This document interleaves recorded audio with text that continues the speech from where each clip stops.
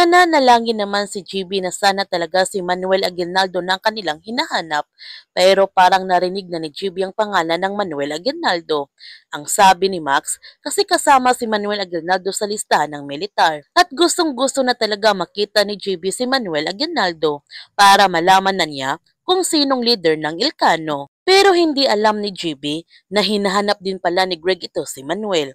Sinabihan ni Giraffe si Greg na kapag wala pa silang lead kay Manuel, napakatuso talaga ito si Manuel.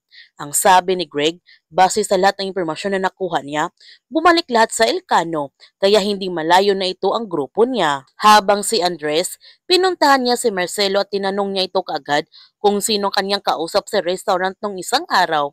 Kapatid ba niya ito? Siya ba si June?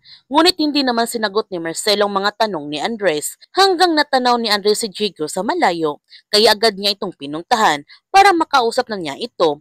Ngunit nahihirapan si Andres na lapitan si Jigo dahil napakadaming tao sa paligid. Pero hindi alam ni Andres na hindi pa handa si Jigo na makausap siya dahil galit ito si Jigo sa kanya. Gayunpaman, pinuntahan ni Philip si Tomas upang kausapin niya ito para linawin kung pera bang habol nito sa kanyang anak dahil ayaw ni Philip na masaktan ang kanyang unika iha. Sobrang nagulat naman si Tomas nung pinuntahan siya ng ama ni Gab at kinakabahan rin siya nito na gusto siyang kausapin ng ama ni Gab. Kaya huwag natin palalapasin ang kapanapanabik ng mga tagpo sa incognito.